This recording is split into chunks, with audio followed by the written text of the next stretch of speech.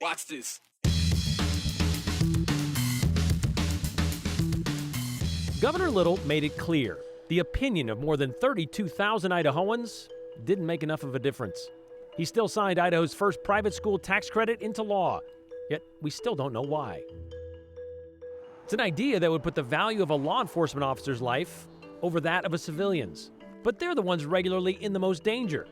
Those are the arguments made for and against a bill meant to honor 2 of Idaho's police killed in the line of duty. Who lives in a pineapple under the sea? SpongeBob SquarePants! You may already know where Spongebob lives, but his best pal? No, this is Patrick. Well, he grew up in southern Idaho. The voice behind Patrick Star tells us how a football injury in Moscow led to becoming one of TV's most beloved characters. Well, I'm willing to bet you didn't have this on your legislative bingo card. Idaho now has its first ever openly transgender lawmaker, thanks to another one being in the family way. Boise Senator Ali Rabi, who you may remember has been very pregnant with her second child the last couple of weeks at the State House. Well, she's now out on maternity leave. Today it was announced Nixon Matthews will take over her spot in the Senate. Nixon was born and raised in southeastern Idaho, graduated from Boise State University, now an adjunct professor at at their alma mater. And he actually ran to be in Idaho's House of Representatives last year, losing in the Democratic primary to District 16's Todd Achilles. Prior to this appointment, Matthews spent a lot of time working as a lobbyist, advocating for LGBTQ+ rights, even trying to get sexual orientation and gender identity added to the Idaho human rights law. Nixon's temporary tenure began today, and you may be wondering, well, how does an openly transgender person get to be appointed to a government body that's spent a fair amount of time trying to legislate against their existence? Beginning with the bill banning transgender athletes in 2020 to the 19 anti-transgender bills introduced last session and this session. Well, Idaho's substitute lawmaker, those laws, they date back to 1891, so it's been on the books for a long time. Back then, it was up to the governor to appoint someone to fill in, but it was later changed to allow the lawmaker unable to perform the duties of their office to pick the person they want to fill in for them. Senator Rabi has chosen Matthews, who won't get paid for their time, but for the next week, he does get the honor of being Idaho's first openly transgender lawmaker. Listening is being able to be changed by the other person. That's a quote from Alan Alda, yes, Hawkeye Pierce from MASH. Except that approach obviously didn't apply to Governor Brad Little, who seemed to have his mind made up already about signing the $50 million parental choice tax credit bill last week. Parental choice, more like a Hobson's choice, as in, this is the choice, take it or leave it. Because despite what message was left on the governor's automated phone system, and a lot of them wanted Governor Little to veto House Bill 93, Little remained unchanged, and he signed it into law anyway last Thursday. So we finally got the numbers over the weekend of how many people did call the governor's office to tell him what they think he should do with this bill. And to say those phone calls were overwhelmingly against is an underwhelming way to say it. Of the 37,000 plus phone calls, 86% asked the governor to veto the bill. 86%. As more than 32,000 Idahoans who took the time to call, follow the instructions on the recording, in hopes the governor might take their input into consideration. Only a little more than 5,000 wanted him to sign it into law, which, of course, you know he did. In other words, Little didn't listen. He was unable to be changed. But we likely saw this coming after what he told us last Tuesday when we were told they were tabulating the thousands of phone calls and emails into his office, and we asked how much weight he puts into those. I put weight into it. I mean, it's important to me to know that I don't believe that Idaho is or this country is a true democracy where you just make decisions based on the number of people that show up.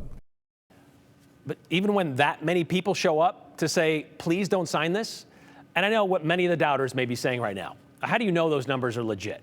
Can't someone or a certain outside group just rig the system? Well, the governor's office made it clear they were only accepting comments from Idaho residents, and they were only allowing one phone call per phone number. Duplicates, they were discarded. And it was still 86% against signing that bill. And that was just the phone calls. Even before House Bill 93 was passed out of the House Revenue and Taxation Committee, Idaho Ed News reported members of that committee received more than 1,000 emails from constituents. 94% of them asked the committee to end it there. while just 6% were in favor of it. Well, that bill went on to the House with a do-pass recommendation, which they also did. They did pass it, along with the numbers sent to us over the weekend. There was this footnote that was attached to it. And Governor Little considers a variety of factors in weighing his decision that on any bill that, well, reaches his desk. What factors he considers with this bill, we still don't know, because Governor Little didn't explain it in his statement that he sent out last week, nor did he accept our request for an interview so that we could ask why. Thank you for reaching out. Governor Little is not available for an interview at this time, is what we were told. That's the response that we received Thursday and Friday. We do know Governor Little knows where he keeps the veto stamp in his desk, having red-inked 23 bills in the previous 6 sessions. The last one that garnered this much reaction and input from voters, that was back in 2023 when he stopped House Bill 314. That was the library bill. Remember that?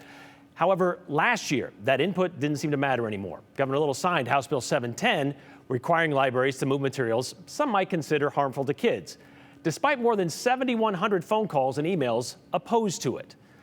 So Idaho education funding has been foundationally changed. And again, we still don't know why exactly, even though House Bill 93 did not satisfy any of the requirements Governor Little laid out in his State of the State address.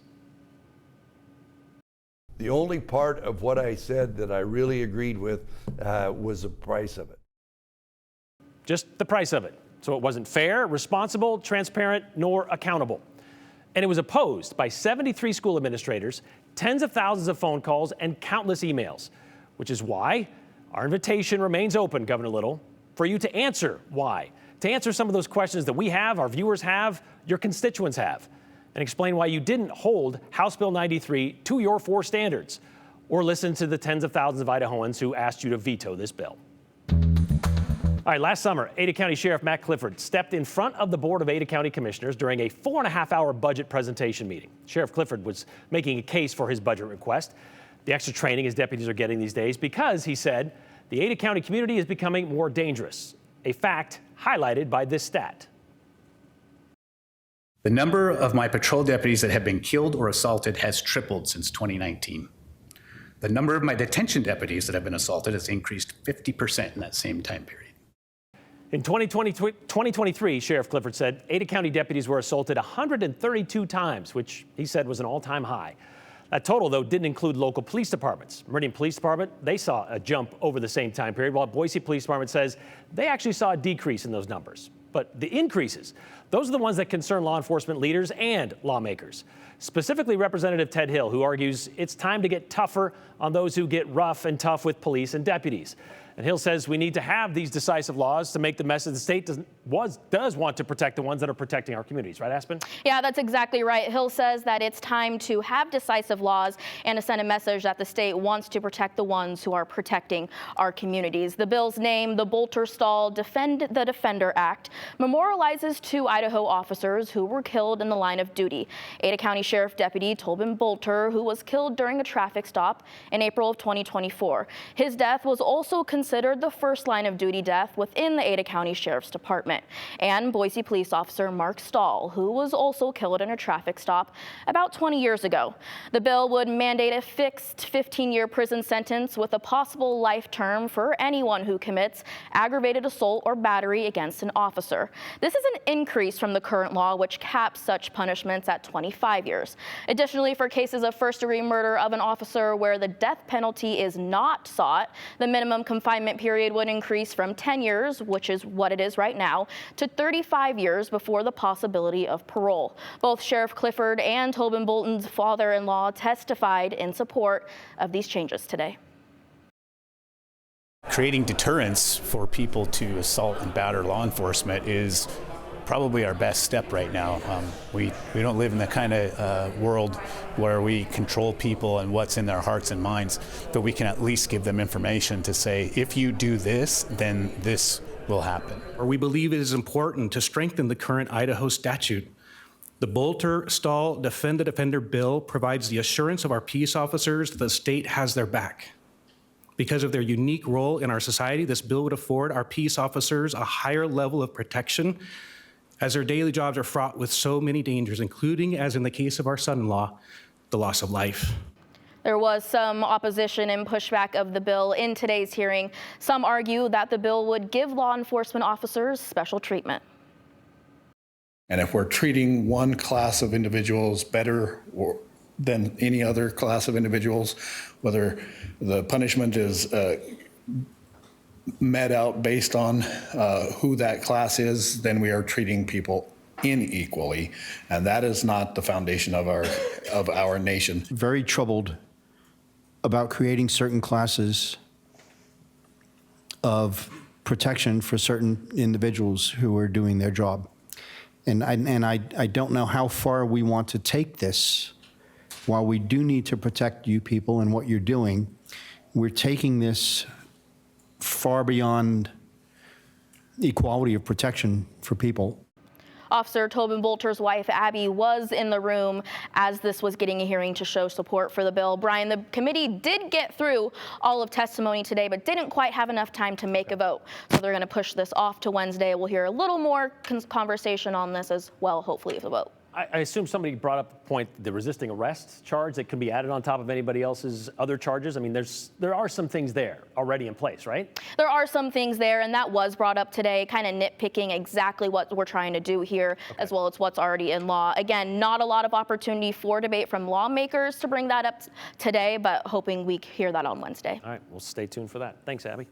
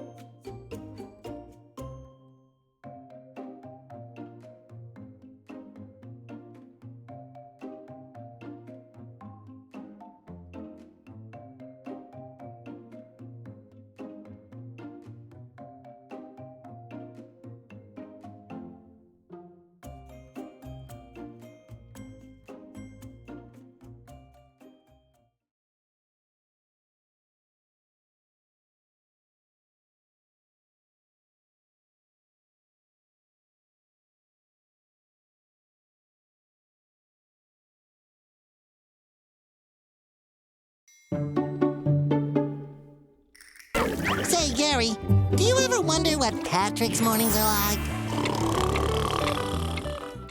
That would be awesome if those were mornings, right? Who lives in a pineapple under the sea? Well, we all know it's Spongebob SquarePants. What about the guy that lives next door, though, his neighbor, his bestie, Patrick Starr? What's his story? Where did he come from? I can tell you, isn't it a coincidence that he lives under a rock because, well, he actually comes from the state which is known for cool rocks, you know, right here, the Gem State. And this year marks 50 years since he went to Minico High School. And Hunter Funk caught up with him about how he went from a regular Idaho kid to being the voice of a character who shaped childhoods. I'm about to introduce you to the greatest academic thrill ride of your lifetime. No line. Bill Fagerbakk's academic thrill ride started in Rupert. I think of it as kind of like Happy Days, and I was Richie Cunningham, and I had my grandfather's '53 Chevy, and it was a great place to grow up. And it was this high school. Behold, Patrick, the hallway of learning. Minico High. Here's the fountain of learning. Where Bill started to make a name for himself. With football, I had some scholarship offers, and that was an extraordinary experience. While you might think it was for acting, it wasn't. Bill became an impressive athlete in basketball, track and field, but most notably, football. With football, I had some scholarship offers, and that was an extraordinary experience. The offer he took came from the University of Idaho, and freshman year was off to a good start, playing as a defensive lineman for the Vandals and a member of the Delta Tau Delta fraternity. But in comes the plot twist. Spring ball my sophomore year, which would have been 77. I had my knee blown out, and it was a pretty intense surgery and recovery process, and I just realized I wanted to move on. With no more scholarships and unsure of what to do next, this is the moment that altered his path. His buddy, Chris Beater, who also quit the football team, suggested they audition for a show. I didn't even know they had a theater department. I said, sure, why not? Let's go. Both were cast. About the second week of rehearsals, I went, I think I want to try and do this. After 12 appearances at the Heart Tongue stage as a student, he graduated with a degree in theater in 1984, then went to a graduate acting program at SMU in Dallas. It took working at regional theaters in Baltimore, Philly, Portland, Maine, Indianapolis, and New York, landing gigs off and on Broadway, and doing some commercials and small parts in movies to finally land his first big break 5 years later. I booked a pilot. Hey, Coach, someone just let the air out of your tires. What? Coach was such an incredible experience, and I got to work with, people like Craig T. Nelson and Jerry Van Dyke and Shelley Fabre. Dauber? I'm sorry, I didn't know you were busy. The sitcom Coach ran for 9 seasons. And I guess that was the first of the many morons I've played. Right after Coach finished, Bill landed a voiceover gig, recorded the pilot, and Forgot about it. I took my $600 and went home.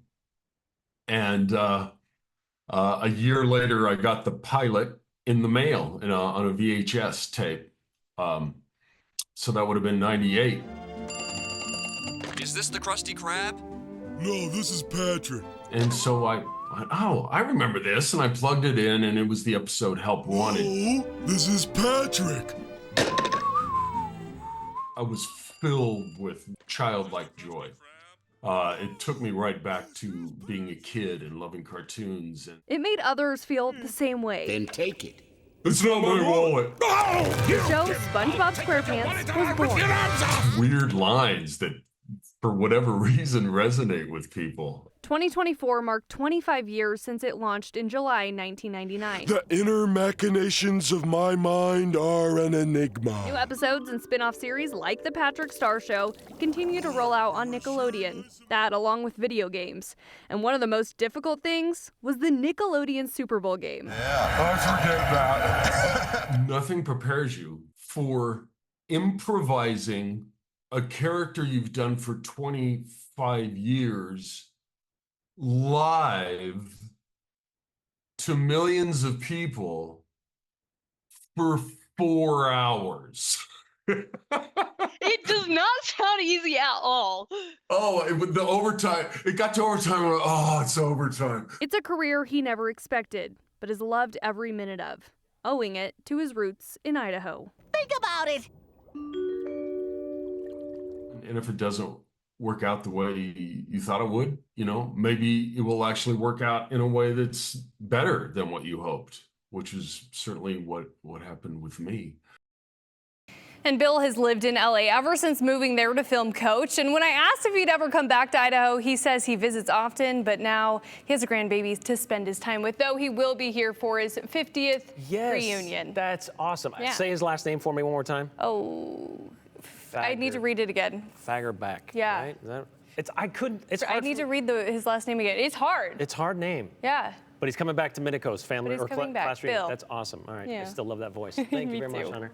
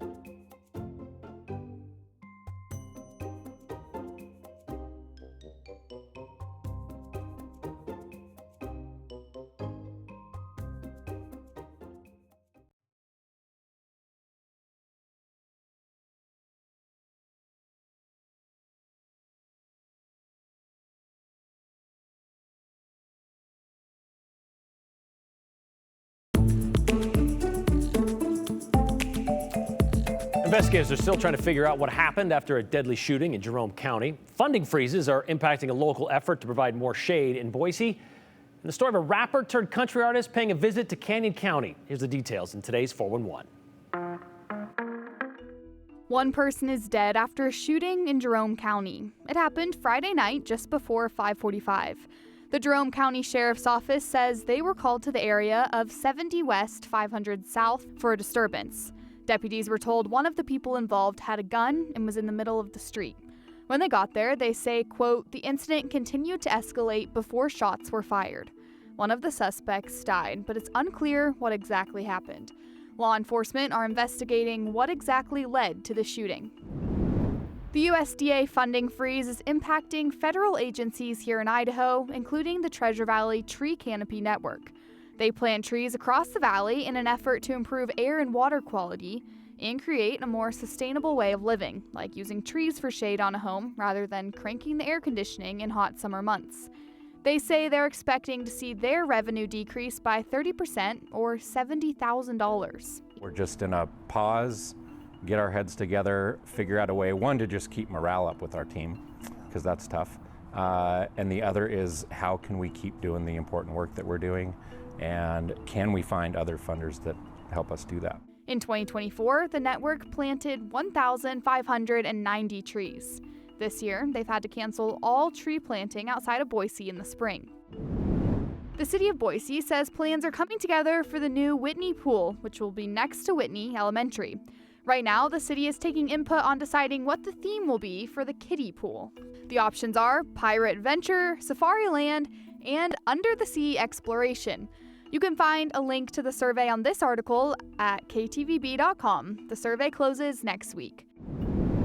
In case you missed it over the weekend, Post Malone was spotted out and about in Canyon County. Fans first saw him out in Melba at Cook's 2-Hole Bar and Grill on Saturday. He told fans he was in town hunting snow geese. People on Facebook told us Posty chatted it up with the locals and signed some autographs. He was also spotted out in Caldwell that same day. Looks like he hung out with the fans, met the Caldwell Police Department, and listened to local musicians. And that's the 411 on the 208. I'm Abby Wilt.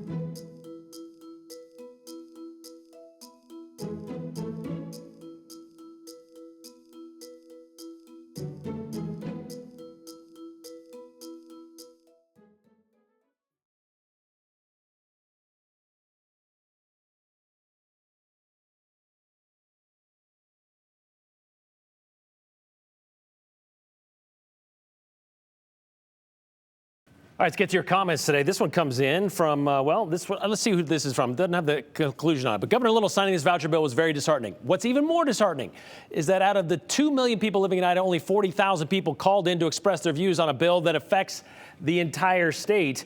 Meanwhile, 37,000 voters took the governor's phone poll. Is a very small portion of Idaho voters, says Frank and Eagle. Hardly representative sample. Do you know how many people they poll when it comes to these polls, whether it's the Boise State Policy Survey or even the Mountain State Policy Surveys? 1,000.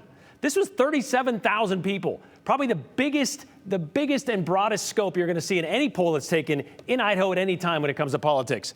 Yes, you do know why Little signed 93. That would be Trump, which is Paul and Boise's thought. And maybe one factor in Governor Little signing the tax credit bill was the endorsement by President Trump. Maybe Governor Little, as well as most of the legislators, are afraid of standing up to Trump. The fear factor, says Mike in Boise. Yeah, there was a tweet or something sent out on True Social that said, congratulations to Governor Little and Idaho for trying to get this done, even before he signed it. Will you continue to ask Governor Little for an interview regarding House Bill 93? Inquiring minds want to hear from him. Of course we will, Angie. We do want to know. We want to give him the chance to answer these questions because we think it's important for you to know the answers as well, to get some kind of perspective on how we got to this point. So yes, we will continue to ask that. Too bad they didn't have strict laws protecting officers in Washington, D.C. on January 6th for whatever good that would have done, says Brad in Boise. I also got something from Rupert. It is Bill Fagerbaki. Fagerbaki. Got it. Now I know how to pronounce it. Bill Fagerbaki. Thank you, Rupert, for letting us know. We'll see you tomorrow. Continue with us and watch free now on the KTVB Plus app everywhere you stream.